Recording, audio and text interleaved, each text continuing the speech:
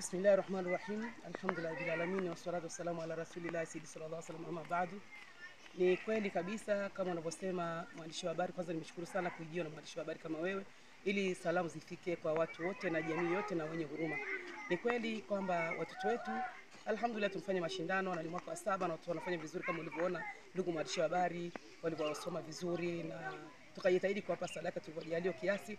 Lakini kubwa kabisa la tutuachi na hapa tuko walezi wawili, mimi ni mkurugenzi wa kituo na mlezi mkuu wa kituo, na leo pembeni yangu ni muhasibu ambaye tuseme ni mweka fedha. Lakini mweka fedha mwenyewe hata ukimhoja atakwambia hana chochote na akaunti zishakufa, kwa sababu baada ya kufunguliwa na jengo hili tarehe 10 mwezi wa 5 2023 mpaka leo bado sijaweza kuweka mambo sawa, kwa sababu vilivyoungua ni vingi na hali ilikuwa ni mbaya. Kwa hiyo watoto wetu wa kike wameingia kwenye jengo la watoto wa kiume, watoto wetu wa kiume wanapata tabu, wanalala kwenye sehemu ambazo si nzuri. Kwa kweli siwezi kuona haya kuambia Watanzania na usio wa Tanzania, kuambia watu waliokuwa ndani ya Tanzania na nje ya Tanzania, kuambia na watu wengine wenye huruma na pia na watu ambao wenye makundi mbalimbali, taasisi mbalimbali, viongozi mbalimbali, Waislamu mbalimbali na usio Waislamu mbalimbali, kwamba jambo hili bado linaendelea, kwamba kwenda kunifanya kwamba moyo wangu unaniuma, kwa sababu watoto wanalala kwenye darasa ambalo tumeletewa ili walale, na watoto hao wako takriban watoto 50. Hawezi kulala kwenye darasa moja wakatosha vizuri, ingawaji kuna vitanda, lakini hawatoshelezi kutokana na hali halisi waliokuwa wana banana. Na kama mnavyoona hali halisi kwamba watoto wasipate hali halisi ya malezi, kwamba kusiwa kuwa na upepo, lakini darasa ni darasa na nyumba ya kulala ni nyumba ya kulala. Kwa hiyo naomba msaada mkubwa sana, na naomba msaada ambao kuweza kunisaidia jengo hili nalolijenga, na sijakaa wala sijatulia, pamoja na wenzangu tumeanza kidogo kidogo kusimama kujenga, na msingi wa kwanza nishamaliza, sasa hivi nimeingia msingi wa pili. Kwa hiyo naomba msaada wenu. Mifuko 80 nimeipata, lakini pesa ya milioni 1.8 ya fundi bado sijaipata. Naombeni msaada wenu, na vile vile nimepata na mchanga lori 6. Tunashukuru sana Allah Subhanahu wa Ta'ala aliyojalia kutumwagia vitu hivi, lakini namna kumlipa fundi siwezi, na fundi atasimama tena kujenga kama tulivyosimama muda mrefu. Hii nyuma tulijenga ni kama miezi 3 4 5 nyuma ndio nilisimama tena, mpaka sasa hivi nimeanza mwezi mtukufu wa Ramadhani. Kwa hiyo bado sijaweza kujua kwamba vipi nitamlipa huyu fundi ili apate kumaliza msingi wa pili. Kwa sasa mimi niseme tu, mimi niombe kwa wenye huruma na wanaotusikia na wanaotuona popote pale walipo, wapate kutusaidia hilo la kuweza kupata hiyo pesa milioni 1.8 kuwalipa mafundi, pamoja na kupata tena material nyingine ili nipate kusimamisha hili jengo, watoto wapate kuingia kwenye jengo lao. Na jengo hili lilikuwa linagharimu milioni 200, 100 na 10,000, lakini kwa sasa imepungua kama milioni 3, kwa maana milioni yapata milioni 100 tuseme 170 inaweza ikawa ikamalizika jengo letu kulijenga, ngaje vitu vya ndani hatujaviweka katika koramu hii ya milioni 200.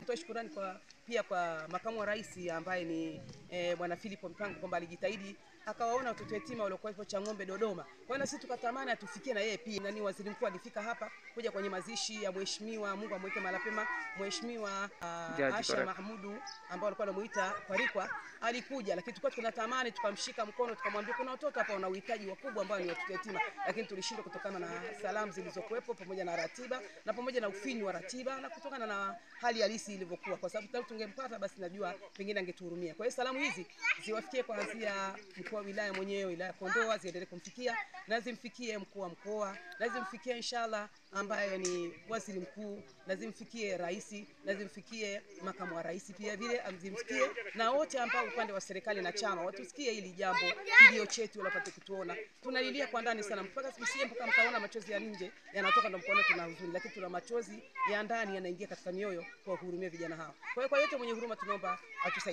atusaidie sana ili tumalize jengo hili, watoto waishi kwa raha mustarehe kama watoto wengine wanavyoishi.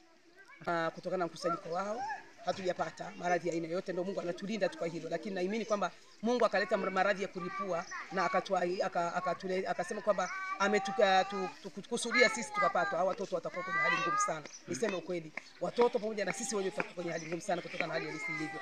Angaje hatujapata tatizo la aina yote katika makazi yao wanavyokaa tangu tumpeleka pale Dar es Salaam. Niseme kwamba mimi ninaongea hapa naitwa Aisha Khalfani Jumanobe, ni mkurugenzi wa kituo cha Al-Hafidh Islamic Center, ambaye kwa namba zangu za simu 0784 859903 ambaye ni Airtel, na Tigo ni 0714 859903. Inshallah bidhinillah na Voda ni 0767 859903. Niwashukuruni sana na nikushukuru mwandishi wa habari kwa kutenga muda wako. Nikushukuru sana na Mungu atakulipa malipo mema, na wote watakaosikiliza klipu hii Mwenyezi Mungu awabarikie, na tunaomba msaada kwao na Allah awalipe malipo mema. Kwa hiyo mpaka hapo, Allahumma ij'alna min alladhina yastami'una alqawla wa yattabi'una ahsana.